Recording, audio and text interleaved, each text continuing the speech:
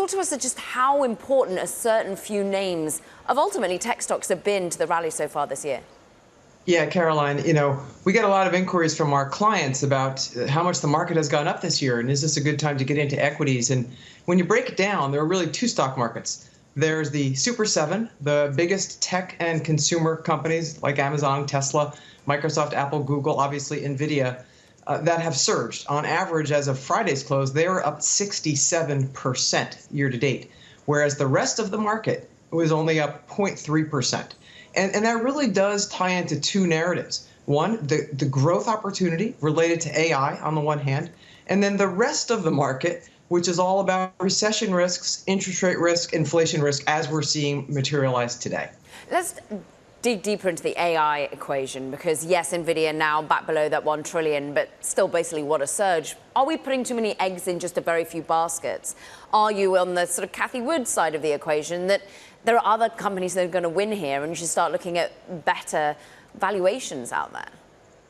Yeah, Caroline, it's hard to tell how much we're going to get out of AI over the long term, but it's pretty clear that the companies that are enabling AI, whether it's through the chips like Nvidia provides, or whether it's the software and deployment like Amazon Web Services, Google, Microsoft, are enabling. What I think investors recognize is that even though we don't know all the details, we know that AI and its spread across the economy is going to provide years of growth for these companies. And that's a step change in what we expected these companies to be able to do, just some months ago. And so I think that that's warranted. It isn't to say that there aren't opportunities out there, and investors can look for those. But we think these are solidly in the middle of this, and it's a less risky way, I think, to play the AI move over time. And then you can look beyond that into companies adopting AI in industrials, in healthcare. There are plenty of opportunities out there. We'll learn more about them as time goes on. JoAnne, Cathie Wood joined our programming, our colleagues in Asia overnight. She's moved her focus on from Nvidia, Tesla to the next big bet. Have a listen to what she had to say. We are really happy that, investors who own benchmarks like the NASDAQ and QQQ still own Nvidia. They own it in some of our portfolios, but we're on to the next thing. Nvidia is a hardware stock, and sure, it has some software, but the history of hardware and software is the bigger beneficiary over time is going to be software. Is going to be software. I think you note that investors are looking to move money into software, which can mean a broad range of things, right? Cloud, SaaS, enterprise. What are the corners of that subsector that interest you? Oh, yeah, there are going to be many. I mean, the adoption of AI into software tools across multiple end markets, I think, is significant. We own a company, for example, called Splunk in our growth strategy. They are a big data analytics company, and AI is going to play an increasingly important role there. From NVIDIA's perspective, the tying of hardware to software is actually pretty critical to what they're enabling their customers to do. It's also why their gross margins are going up. And so, we see in hardware and software to be more and more tied over time, which I think is why, Nvidia is such an interesting opportunity here. Not to say one should potentially take a little bit of profits at this time, which we did for clients actually after they reported. But going forward, yeah, there are going to be plenty of opportunities in software as well. Yeah, Carrie, the point that I'd make as well is like this obsession with a small group of US domiciled names, right, the mega cap tech.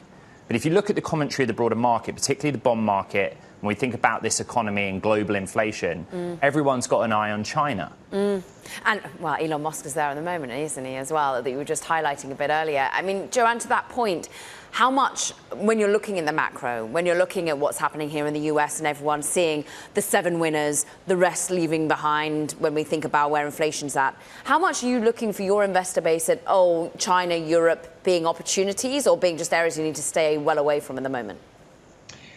There's always a role for international exposure in portfolios. We have actually separate international strategies in addition to some strategies owning some international names. China clearly has become more of a concern. I think investors are overly optimistic about how much the reopening will be able to drive demand in the near term, which isn't to say that China is not going to be a very important source of consumer demand. They have massively moved a big chunk of their population into the middle class. And that's going to be a foundation for buying over many, many years. So, overall, there are some attractive valuations. Our approach is to look for companies in countries as opposed to investing in countries as a whole. And that way we can hand select as we do in all of our strategies. Back to the hardware side, the advantage we're seeing that Ed mentioned, the focus on US, I think comes from the deep moats, right, that our companies have created around this technology. I was a semiconductor analyst for 10 years, and one of the key things there was digging into the technology advantage that companies like Nvidia and Google teaming up with Broadcom to develop an alternative big chip to be able to do these AI training computations. It shows that moat is very deep. It supports their margins. So I think it's not wrong for investors to recognize that the source, right, of a lot of the gains are going to be in these U.S. companies. We learn that one morning a market does not make, but it is interesting that there's more emphasis right now on current risks, rates, recession. How much is that going to impact the technology sector going forward, do you think, from this moment right now? Yeah, great thought there, Ed. As I said, we have two stock markets right now. We have the investor focus on which companies out there can actually provide years of growth with or without a recession, right? That secular growth, and now it's been revealed in AI that's going to be significant. And then you have the rest of the market, Ed, and I think that's the market where they're going to be really focused on those recession risks, and rightly so, right? The JOLTS data this morning suggests that the Fed's going to have to raise rates again instead of pausing, and it really throws into doubt the Fed being able to cut rates towards the end of the year. And that makes investors worried that those higher rates are going to constrain lending. That's actually going to trigger a recession. The Fed obviously would like to avoid that. So there's just a massive amount of uncertainty right now, and we're seeing it in the prices of stocks in the rest of the market where secular growth isn't as big a driver, where the cyclical concerns are far more important. But the patient investor should really look beyond this. Equities do a terrific job over the long term of delivering the ability to build wealth.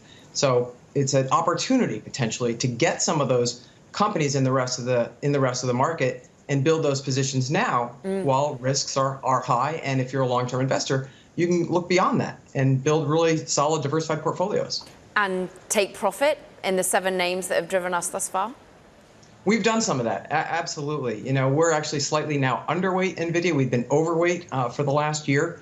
And I think it's appropriate to make sure that the risk exposure you have in a portfolio is balanced against, how the potential return from here is now confronting the level of risk that we see, across the global economy.